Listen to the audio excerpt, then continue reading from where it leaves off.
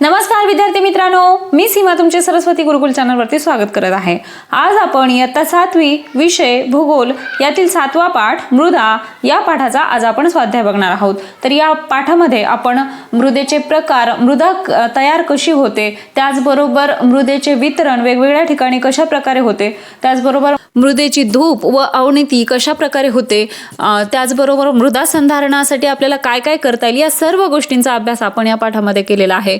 तर आता आपण स्वाध्याय बघणार आहोत, परंतु स्वाध्याय सुरू करण्यापूर्वी या पाठात काही प्रश्न आलेले आहेत जे जाणून घेणं देखील महत्त्वाचं आहे।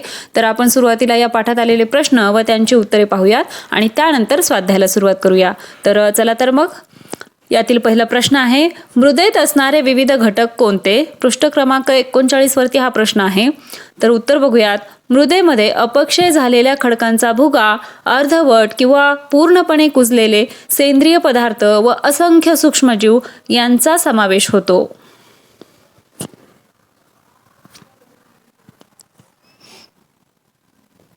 दुसरा प्रश्न आहे, मृदा निर्मितीसाठी अजैविक घटक कोठून येतात?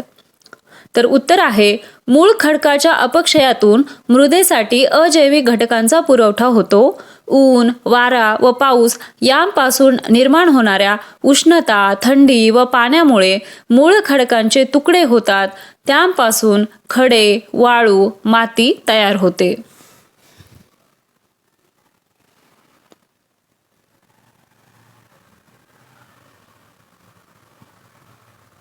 तिसरा प्रश्न आहे, मृदेमधील विविधता कशामुळे निर्माण होते?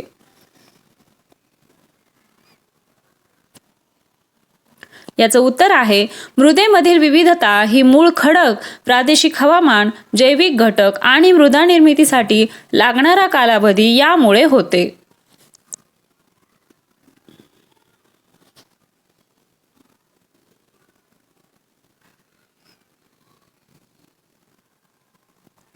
पुढचा प्रश्न आहे, विषुववृत्तीय प्रदेशात सुपीक मृदा का आढळते? पृष्ठ क्रमांक 40 वरती हा प्रश्न आहे। याचं उत्तर बघूयात। विषुववृत्तीय प्रदेशातील उष्ण व दमट हवामानामुळे येथील झाडपाला कुजतो व त्याचे विघटन होऊन ते मृदेत मिसळते।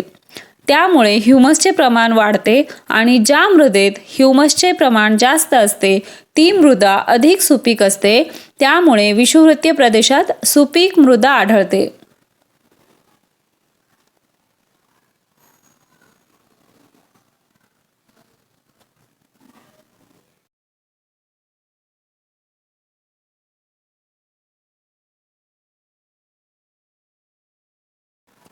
पुढचा प्रश्न आहे, वाळवंटी प्रदेशात वनस्पती तुरळक का आढळतात?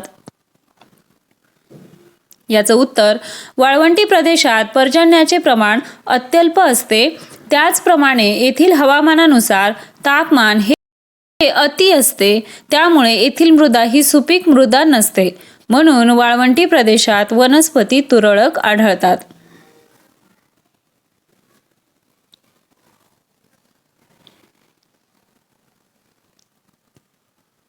पुढचा प्रश्न आहे, आकृती 7.2 मधील नकाशाचे निरीक्षण करून पुढील प्रश्नांची उत्तरे सांगा। पृष्ठ क्रमांक 41 वरती हा प्रश्न आहे। तर या ठिकाणी आपल्याला या नकाशाचं निरीक्षण करायचं आहे। यामध्ये सूची बघायची आहे। यामध्ये मृदेचे प्रमुख प्रकार व सर्वसाधारण वितरण अशा प्रकारे हे वितरण या नकाशामध्ये दाखवलेलं आहे। त्यानुसार आपल्याला खालील प्रश्नांची उत्तरे द्यायची आहेत। आता प्रश्न आहेत आपले 42 या पृष्ठ क्रमांकावरती। पहिला प्रश्न आहे, कोणत्या प्रकारच्या मृदेने महाराष्ट्रातील सर्वात जास्त भूभाग व्यापला आहे? तर उत्तर आहे, काळ्या म्हणजेच रेगूर मृदेने महाराष्ट्रातील सर्वात जास्त भूभाग व्यापला आहे। दुसरा आहे, जांभी मृदा कोणकोणत्या भागात आढळते? याचं उत्तर, सह्याद्री पर्वताच्या पश्चिमेस असणाऱ्या कोकण किनारपट्टीच्या प्रदेशात व पूर्व विदर्भात जांभी मृदा आढळते।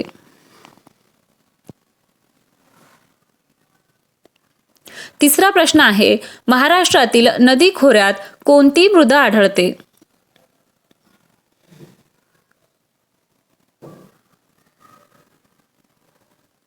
याचं उत्तर, महाराष्ट्रातील नदी खोऱ्यात काळी म्हणजेच रेगूर मृदा आढळते।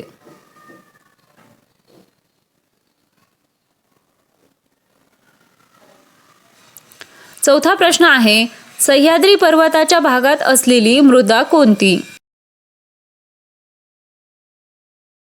याचं उत्तर, सह्याद्री पर्वताच्या भागात पिवळसर तपकिरी मृदा आढळते.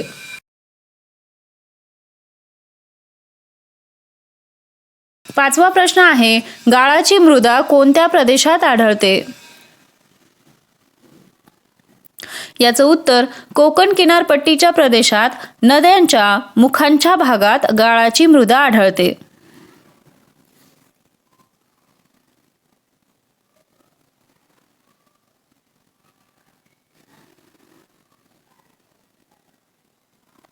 आता जरा विचार करा, या शीर्षकाखाली आपल्याला एक प्रश्न दिला आहे.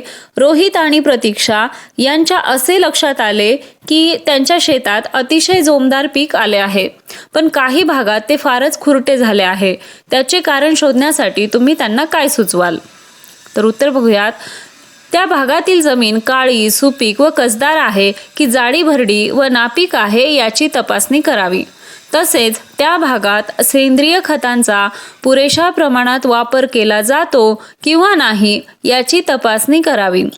त्याचप्रमाणे शेतातील ज्या भागात पीक फारच खुरटे झाले आहे त्या भागातील पिकांना पुरेसे पाणी मिळते किंवा नाही याची तपासणी करावी. या सर्व जर गोष्टी लक्षात घेतल्या तर आपल्याला योग्य तो उपाय त्यावरती करता येईल.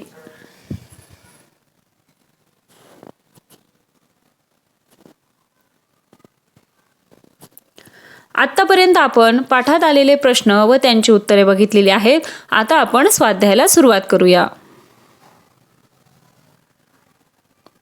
यामध्ये प्रश्न पहिला, पुढील तक्ता पूर्ण करा.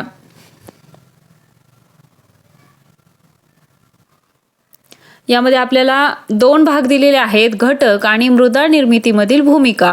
तर घटक यामध्ये मूळ खडक, तर मूळ खडकाची मृदा निर्मितीमधील भूमिका काय आहे?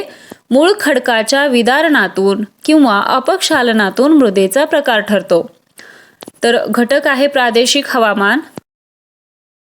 मृदा निर्मितीमधील भूमिका काय आहे ते बघूया. प्रादेशिक हवामानानुसार मृदा निर्मितीसाठी आवश्यक असणाऱ्या मूळ खडकाच्या विदारणाच्या किंवा अपक्षालनाच्या प्रक्रियेची तीव्रता ठरते. आता सेंद्रिय खत, तर सेंद्रिय खताचा मृदा निर्मितीमधील भूमिका काय आहे ते बघूयात. सेंद्रिय खताद्वारे मृदेतील सामूचा तोल राखला जातो.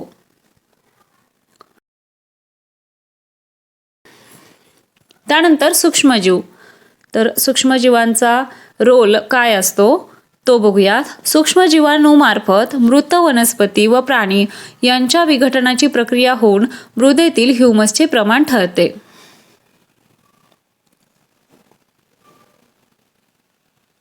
तर अशा प्रकारचा हा चार्ट आहे जो आपल्याला पूर्ण करायचा आहे.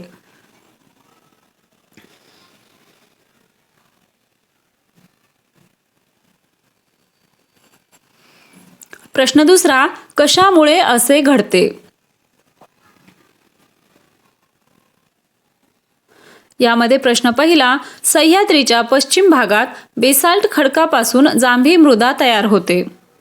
तर असे कशामुळे घडते? तर उत्तर बघूयात. 1. सह्याद्रीच्या पश्चिम भागात म्हणजेच कोकण प्रदेशात पावसाचे प्रमाण जास्त आहे. 2. त्या ठिकाणचे हवामान दमट आहे. 3. त्यामुळे या भागात बेसाल्ट या मूळ खडकाचे मोठ्या प्रमाणावर अपक्षालन होऊन त्यापासून जांभी मृदा तयार होते.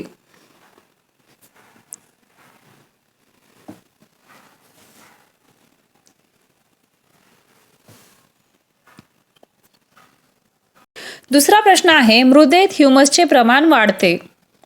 तर असे कशामुळे घडते? तर उत्तर आहे 1. शेणखत, गांडूळ खत, कंपोस्ट खत इत्यादी सेंद्रिय खतांचा शेतीसाठी वापर केला असता मृदेतील सामूचा तोल राखला जातो. 2. सामूचा तोल राखला गेलेल्या मृदेत सूक्ष्मजीव अधिक संख्येत आढळतात. 3. या सूक्ष्मजीवांमुळे वनस्पतींची मुळे, पालापाचोळा, प्राण्यांचे मृतावशेष इत्यादी घटकांचे विघटन होते. या विघटित झालेल्या जैविक पदार्थास ह्युमस म्हणतात. 4. अशा प्रकारे सेंद्रिय खतांचा वापर वाढवला असता मृदेत ह्युमसचे प्रमाण वाढते.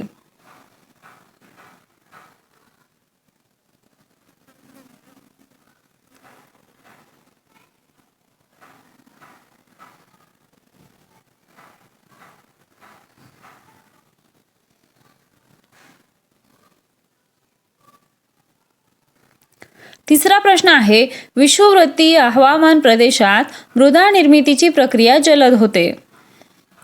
याचं उत्तर, विषुववृत्तीय प्रदेशात वर्षभर सुमारे 27° ते 30° तापमान असते. 2. या प्रदेशात वर्षभर सरासरी 2000 ते 3000 मिलीमीटर पाऊस पडतो. 3. म्हणून जास्त तापमान व जास्त पाऊस यामुळे विषुववृत्तीय हवामान प्रदेशात सुपीक मृदा निर्मितीची प्रक्रिया जलद घडते.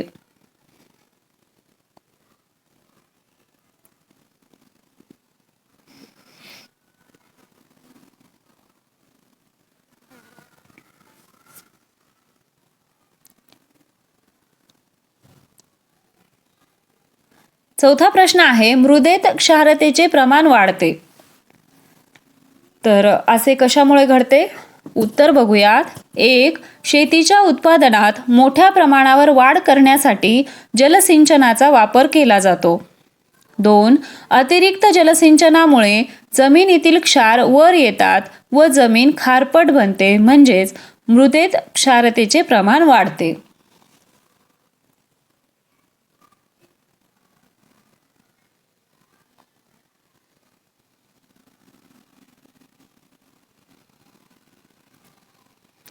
पाच, कोकणातील लोकांच्या आहारात तांदूळ म्हणजेच धान जास्त असतो.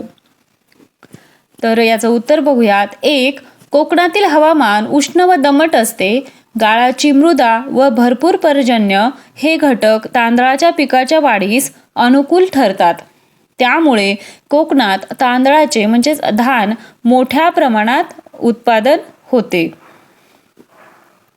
2. स्थानिक उत्पादनानुसार मानवाचा आहार निश्चित होतो.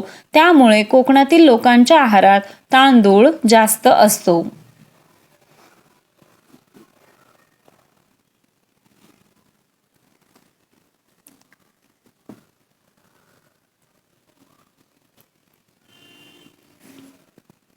सहा, मृदेची धूप होते. तर असे कशामुळे होते याचं उत्तर सांगायचं आहे. तर बघूयात. 1. पावसाच्या पाण्याबरोबर नद्यांच्या प्रवाहाबरोबर मृदेचा थर वाहून जातो. 2. वेगवान वाऱ्यामुळेही मृदेचा थर वाहून जातो किंवा उडून जातो. 3. जमिनीच्या तीव्र उतारामुळे मृदेची झीज होते. 4.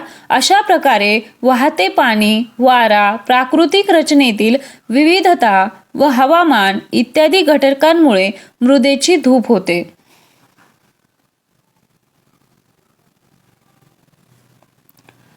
सातवा प्रश्न आहे, मृदेची अवनती होते. तर ही अवनती कशामुळे होते ते सांगायचं आहे. उत्तर बघूयात. 1. शेतीतून अधिक उत्पादन मिळवण्यासाठी रासायनिक खते, जंतुनाशके, तणनाशके व जलसिंचन इत्यादी बाबींचा वापर केला जातो. 2. रासायनिक द्रव्यांच्या अतिरिक्त वापरामुळे मृदेतील पोषक द्रव्ये कमी होतात. मृदेतील ह्युमसचे प्रमाण कमी होते व मृदेचा सामू बिघडतो. 3. अतिरिक्त जलसिंचनामुळे मृदेतील क्षारांचे प्रमाण वाढते. त्यामुळे मृदेचे आरोग्य बिघडते.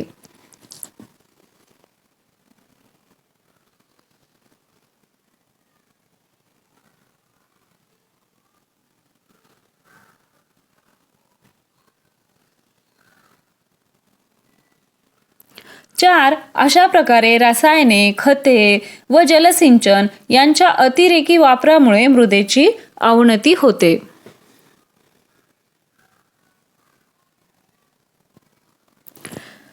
त्यानंतर प्रश्न तिसरा आहे माहिती लिहा. त्यामध्ये पहिला प्रश्न आहे मृदा संधारणाचे उपाय. याचं उत्तर 1. वृक्ष लागवड. वनस्पतीची मुळे माती घट्ट धरून ठेवतात, त्यामुळे मृदेची धूप थांबते. 2. समतल चर. यामुळे उतारावरून येणाऱ्या पाण्याचा वेग कमी होतो व मृदेची धूप थांबते व मुरलेल्या पाण्यामुळे भूजल पातळीत वाढ होण्यासही मदत होते.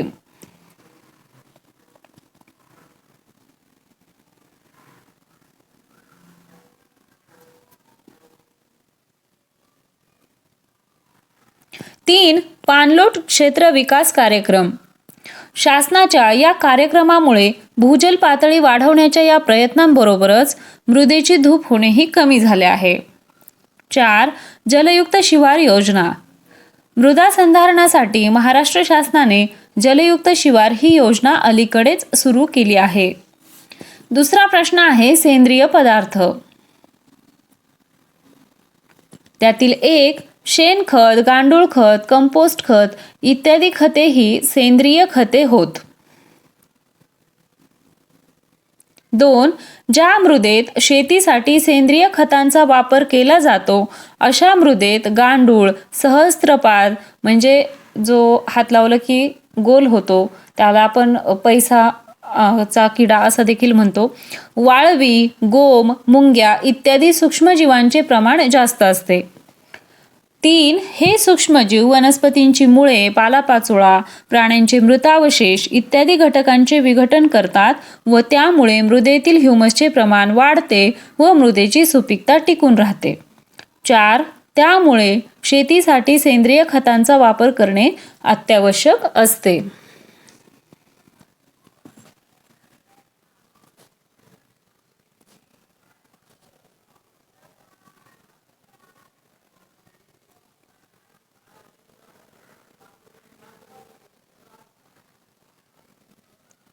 प्रश्न आहे विशिष्ट पिके घेण्यासाठी शेतातील मृदा सक्षम आहे का याची माहिती मिळवण्याचे ठिकाण. तर उत्तर बघूयात. विशिष्ट पिके घेण्यासाठी शेतातील मृदा सक्षम आहे का याची माहिती महाराष्ट्र शासन कृषी विभाग, जिल्हा मृदा परीक्षण केंद्र, महाराष्ट्रातील कृषी विद्यापीठे या ठिकाणी मिळू शकते.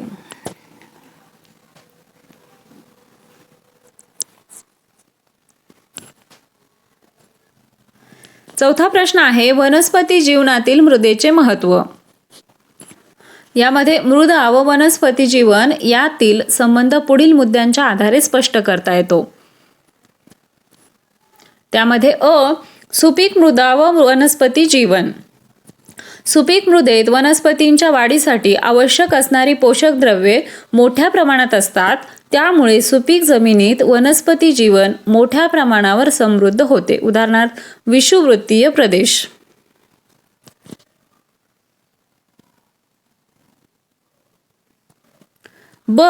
नापीक मृदा व वनस्पती जीवन.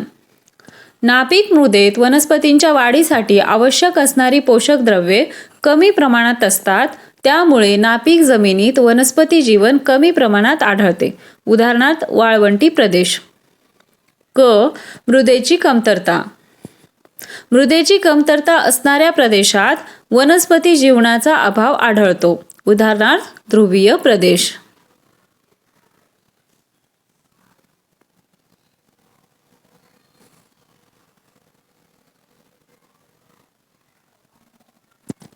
पुढचा प्रश्न आहे प्रश्न चौथा मृदेच्या संदर्भात तक्ता पूर्ण करा. आता या ठिकाणी आपल्याला एक तक्ता दिलेला आहे ज्यामध्ये काही माहिती भरलेली आहे आणि आपल्याला काही माहिती भरायची आहे. तर हा तक्ता बघून घेऊया. यामध्ये क्रिया, परिणाम आणि सुपीकता वाढते किंवा कमी होते हे सांगायचं आहे. 3 रकाने आहेत आणि 3 रकाने आपल्याला व्यवस्थित भरायचे आहेत. तर पहिली क्रिया आहे बांध बंदिस्त करणे. तर याचा परिणाम काय होईल? सुपीक मृदा पावसाच्या पाण्यासोबत वाहून जात नाही किंवा जाणार नाही. मग आता याने सुपीकता वाढते की कमी होते? तर सुपीकता वाढते. तर दुसरी क्रिया आपल्याला सांगायची आहे, त्याचा परिणाम होणार आहे वाऱ्याचा वेग कमी झाला. तर कशामुळे होतो? तर वृक्ष लागवडीमुळे वाऱ्याचा वेग कमी झाला आणि यामुळे मग सुपीकता वाढते की कमी होते? तर सुपीकता वाढते. तिसरा आहे क्रिया आहे काही काळ जमीन पडीक ठेवणे. तर परिणाम काय होईल? मृदेची सुपीकता टिकून राहते. मग परिणाम काय होईल? मग सुपीकता वाढेल की कमी होईल? तर सुपीकता वाढते. चौथं दिलेलं आहे, परिणाम दिलेला आहे या ठिकाणी, ह्युमसचे प्रमाण वाढले. मग ह्युमसचे प्रमाण कशामुळे वाढले? क्रिया काय घडली? तर सेंद्रिय खतांचा वापर केल्यामुळे ह्युमसचे प्रमाण वाढले. मग सुपीकता कमी होईल की वाढेल? तर सुपीकता वाढते.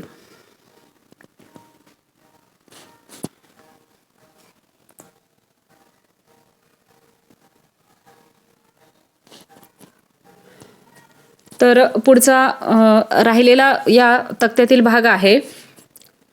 तर क्रिया आहे उताराच्या दिशेने आडवे चर खोदणे. तर याचा परिणाम काय होईल?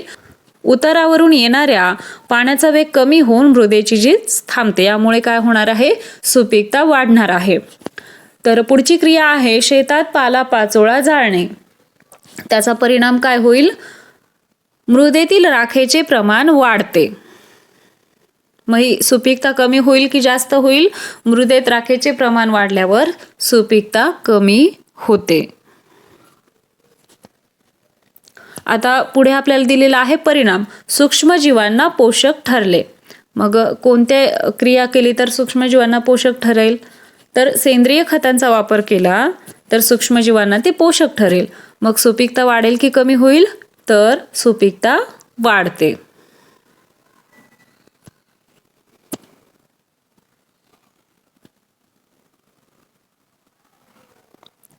आता त्यानंतरचा परिणाम दिलेला आहे क्षारतेचे प्रमाण वाढले. क्षारतेचे जमिनीतील प्रमाण कधी वाढते? जेव्हा आपण जमिनीत पाणी जास्त देऊ किंवा जलसिंचन मोठ्या प्रमाणात करू. तर क्रिया काय होईल? अतिरिक्त जलसिंचन. त्याचा परिणाम होईल क्षारतेचे प्रमाण वाढले. मग सुपीकता वाढेल की कमी होईल? तर सुपीकता कमी होते.